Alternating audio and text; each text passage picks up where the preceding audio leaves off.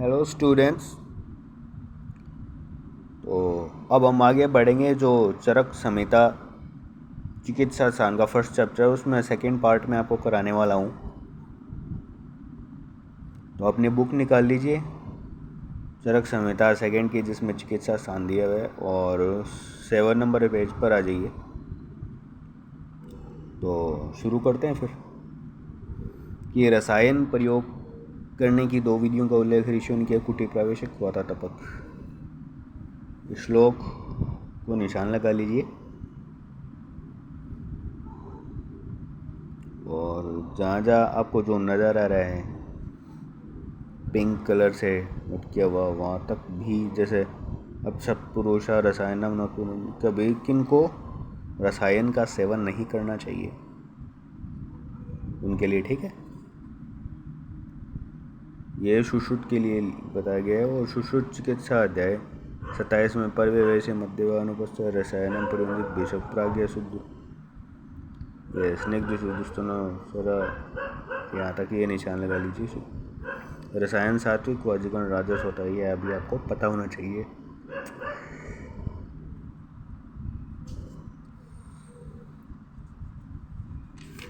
अगले पेज पर आ जाइए आप और ऊपर देखिए,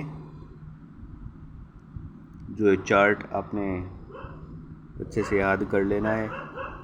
तो सब बेसज है, बेसज है, रसायन प्रकृति स्थापन क्या होते हैं ना, रसायन वृक्ष बाधन सानुबाधन, ये सारे।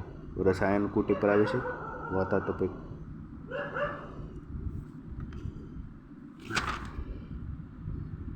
जो कुटी प्रावेशिक होता है वो कमरों के अंदर किया जाता है, वातातपिक होता है वो बाहर होता है, ठीक है।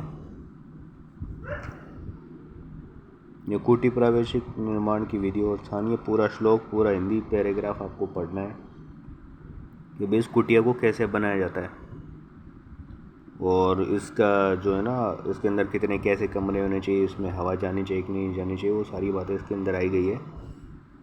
आपको अच्छे से इसकी एक बार रीडिंग मारनी है, ठीक है। और इसके बाद आप आ जाओ पेज नंबर 9 के ऊपर। विमर्श पे आपको पढ़ना है। कुटी में प्रवेश करने की विधि जो बताई गई है, उसका पूरा श्लोक आप आराम से देख लीजिए। जो जैसे ना, उस कुटी में सूर्य उत्तरायण हो, शुक्ल पक्ष हो, तिथि नक्षत्र उत्तम हो, ये सारी बातें आपको पढ़नी है। उसके बाद रसायन प्रयोग करने की पहले शोधन कि यार, अगर आपको रसायन सेवन करना है तो आपको ना बॉडी एकदम प्योर होनी चाहिए, वो ना इम्प्योर बॉडी पर है ना रसायन ठीक से असर ही नहीं करेगा। ये सब बातें इसमें बताई गई है। इसके बाद है संशोधन औषध, कि वह रसायन सेवन करने से पहले जो हमें सफाई करनी है बॉडी को, उसमें कौन क्या कुछ लेना है, ठीक है। 1 तोला की मात्रा में लेना है, ये जो कुछ भी हो। ये है ना, ऊपर से श्लोक आप देख रहे हो, जैसे 25 नंबर है हर की चूर्णी नाम, ये वाला जो आपको दिखाई दे रहा है, जैसे ये लो कलर से मैंने पिंक किया हुआ, ये आप निशान लगाइए देखते हुए। आप वीडियो को स्टॉप भी कर सकते हैं, वीडियो को स्टॉप करके निशान लगा सकते हैं, ठीक है। जो आपको दिखाई दे रहा है वो आप लिखते रहिए।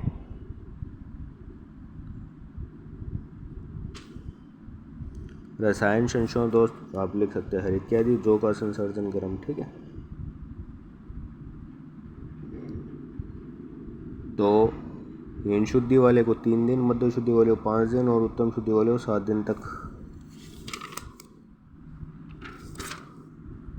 एक रथ से संस्कृत पुराने जो कि यवा को खाने के लिए गए, ठीक है। जब तक पुराने मल की शुद्धि ना हो तो उसको यवा को सेवन करवाते रहे। ये पूरा आपको पढ़ना है पैराग्राफ, ठीक है। वो विमर्श, वो आग बटर ने भी इस चूर्ण का उल्लेख है।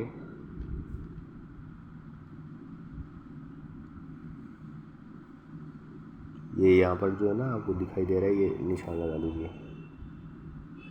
अब हरितकी के गुण है, तो इसमें हरितकी आंवले में एक अंतर भी बताया, बस वही आपको पता होना चाहिए, और बाकी आपको पूरा पैराग्राफ पढ़ना है ये सारा अच्छे से, ठीक है। इसका श्लोक भी पढ़ना है, हिंदी रेफरेंस भी आपको पढ़ना है, बस देखते रहिए। वैसे काफ़ी इंटरेस्टिंग चैप्टर है ये। और इसके बाद इसमें आंवला और हरितकी में अंतर बताया गया कि भैया आंवला ठंडा होता है, तो हरितकी है ना वो गर्म होती है वीर्य में, ठीक है। इसमें हरितकी के भेदों के बारे में बताया गया है, और जैसे ये हर्रे अतिसार को भी दूर करती है, यद्यपि ये रेचक होती है पर उसको उबाल कर प्रयोग किया जाए तो अतिसार घृणी को नष्ट करने वाली होती है। ये आप पूरा एक बार पढ़ लीजिए, अच्छे से समझ लीजिए पूरा, है ना। और इसके बाद आपको 35 नंबर श्लोक को निशान लगाना है, हरितकी सेवन के अयोग्य व्यक्ति। काफ़ी इम्पोर्टेंट श्लोक है। आंवले के गुण और कर्म, यानी आंवला वीर्य में शीत होता है, हरितकी उष्ण होती है, ये चीज़ें होती है, बाकी सब सेम होता है। इसके बाद हरितकी तथा आम्लक विषक उपसंहार, इसलिए हरितकी और आंवले के बीज रहित फल का प्रयोग इनके कर्मों के अनुसार अमृत के तुल्य होता है, यानी इनका उपयोग काफ़ी ज़्यादा किया जाता है रसायन सेवन के, जो रसायन के लिए जो योग बनाए गए हैं उसमें आंवले का प्रयोग और हरिअर का प्रयोग काफ़ी ज़्यादा किया जाता है। अब आप आ जाइए हिमालयोत्औषधि श्रेष्ठ, अगले पेज में 12 नंबर पेज है कि हिमालय की औषधियाँ श्रेष्ठ होती है। इसके बाद ब्राह्मण रसायन, ब्राह्मण रसायन आपको पूरा पढ़ना है, जितनी औषधियाँ इसके अंदर दी गई है, जैसे उनका रेशो वगैरह क्या है, जो निशान आपको लगे हुए दिख रहे हैं ना, जैसे पहला श्लोक, दूसरे में इतना, तीसरे में ये, फोर्थ में ये, पांचवें ये, आप आराम से देख सकते हो, मैं आपको दिखा देता हूँ। तो पहले ब्राह्मण रसायन में हरड़ और आंवले का अनुपात 1:3 होता है। आप इधर आगे आ चाहिए और पूरा पढ़ सकते हैं, काफ़ी इम्पोर्टेंट है ये, आपको पूरा डिटेल में पढ़ना होगा, अच्छे से ध्यान लगा करके 2-3 बार पढ़ेंगे तो ये आपको आसानी से याद हो जाएगा, फिर आगे जाकर आपको कोई दिक्कत नहीं आएगी, ठीक है। जैसे जीवनी पंचमूल का वर्णन किया चरक और वाघभट में, ये बात आपको याद रखनी चाहिए। इस ब्राह्मण रसायन को विखानस खाल बाल खिल्य तथा अन्य तपस्वी व्यंजन खाकर अनंत काल तक आयु का प्रयोग करते रहे। ये पूछ सकते हैं कि यार इस वाले रसायन का सेवन किन्होंने किया, ठीक है। ये घी की तेल कितना है, गो का घृत कितना है, ये भी आपको मालूम है, मिश्री, ये सारी मात्राएं आपको याद करनी है। इसके बाद आप आगे के पेज पर आ जाए, जैसे द्वितीय ब्राह्मण रसायन जो बताया गया, पहले वाले में क्या क्या डिफरेंस है वो आपको इसमें पता होना चाहिए, ठीक है। ये कुछ इम्पोर्टेंट पॉइंट लिखे, जैसे युवती है, इसको प्रिंगू या गुलाब का फूल बोलते हैं। जैसे गंगेरू की नाक बला है ना, युवती का जूही बाकुली, ये मधुक मुलेठी होता है, और मधुक महुआ होता है।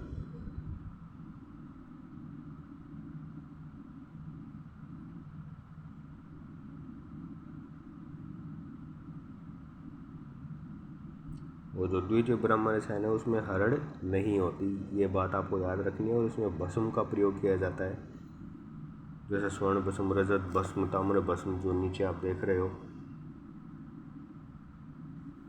इसमें 22 औषधियाँ प्रयुक्त होती है, 1000 पल गंगेरन के स्वर से भावित चुका है ना, ये सारी बातें, इसको भी थोड़ा सा डिटेल में आपको पढ़ना है। उसके बाद ब्राह्मण रसायन के लाभ हैं अगले पर, ये बीच में एक श्लोक दिया हुआ है 15 नंबर पे, शताधिक सहस्त्रान फुटोदेव रसायन है। ब्राह्मण रसायन के लाभ,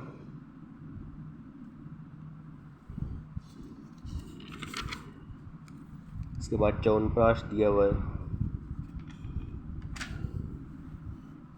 जैसे च्यवनप्राश है, इसमें जो जो श्लोक आपको मोस्ट पुनर्नवा मेरा ये वाला है काकोली, ये निशान लगा लीजिए। हिंदी रेफरेंस पूरा पढ़ना है। वैसे आपको 500 ताजे आंवले लेकर के जो श्लोक में क्या क्या पढ़ना है वो आप देख लीजिए, आपको दिख जाएगा सारा।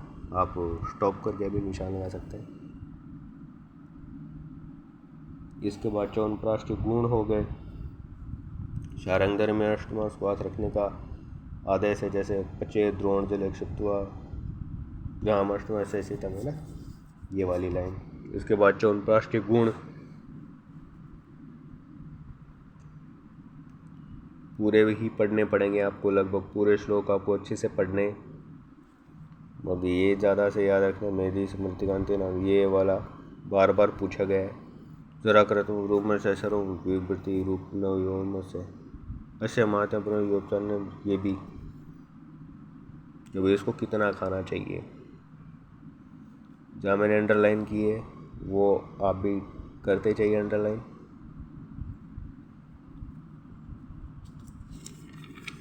इसके बाद जैसे जो आम्लक रसायन बताया गया है उसके लिए ऊपर का जो श्लोक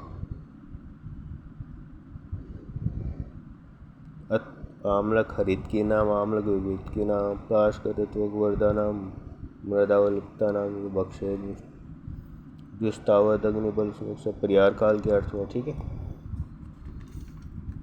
तो इसमें मेन पॉइंट आपको ये बात याद रखनी है तो स्टूडेंट्स की, उसको सेवन काल में अन्न का सेवन नहीं करना है, ठीक है, ये पूछा गया है। और आम्लक रसायन होता क्या है, वो श्लोक जो आपने निशान लगाए हैं उसी हिसाब से आपको इसका हिंदी रेफरेंस भी पढ़ना है कि भाई इसमें होता क्या कुछ है, ठीक है। ये इसका विमर्श ये भी आपको अच्छे से पढ़ लेना है। इसके बाद हरित्यादि रसायन पर आ जाइए आप। जैसे आप नीचे से एक वो देख लीजिए 18 नंबर पेज पर, बलिगम प्रति भोजनम, इसका मतलब आप जितने दिन तक इसका प्रयोग किया जाए द्विगुण दिन तक मूंग का यूज का 10 से 60 बाद व घी का सेवन किया जाए, ठीक है। वाघ भट्ट ने बताया। तो हरित्यादि रसायन को भी आपको पढ़ना है, जैसे शीर सर्पी व्याम शाली षष्टिक मुष्टियोदका उत्पानम इति पंचम हरित्की हो गया। तो हरित्यादि रसायन में क्या कुछ होता है, इसका प्रयोग कैसे करना, उसके पच जाने पर सायंकाल 60 के चावल का भात दूध के साथ खाए, ऊपर से गर्म जल पिए, ठीक है। ये वाली सारी चीज़ें जहाँ जहाँ जैसे एक कुंभ का मतलब इतना होता 2048 तोला। और इसके फिर जो कंटेंट्स है वो आपको एक बार याद कर लेने हैं। उष्ण जल के साथ इसका प्रयोग करना है। ये इसके बाद नीचे श्लोक में पाणितल मात्रम को निशान लगाओ, त्रिवर्ष प्रयोगादश्य वर्षतम अंजरम, इसके ऊपर ये भी निशान लगा लीजिए। फिर हरित्यादि योग हो गया, एक कश की मात्रा में रसायन का महत्व, तो ये श्लोक काफ़ी इम्पोर्टेंट है।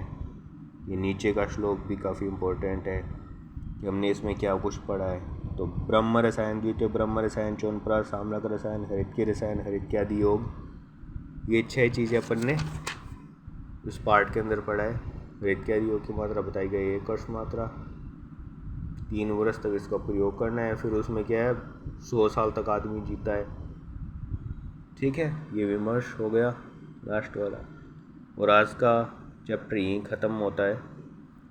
आपको ऑफ कोर्स ये चैप्टर पसंद आया होगा, काफ़ी इंटरेस्टिंग है, बस आपको इसमें निशान लगाना है पूरा। वैसे एक बार आपको डिटेल में पढ़ना पड़ेगा, ठीक है स्टूडेंट्स। आज के लिए इतना ही, मैं इसके बाद आपको इसका तीसरा पार्ट भी कराऊंगा। आपको जो चीज़ नहीं समझ में आ रही है मुझे कमेंट बॉक्स में पूछ सकते हो। Okay, good night.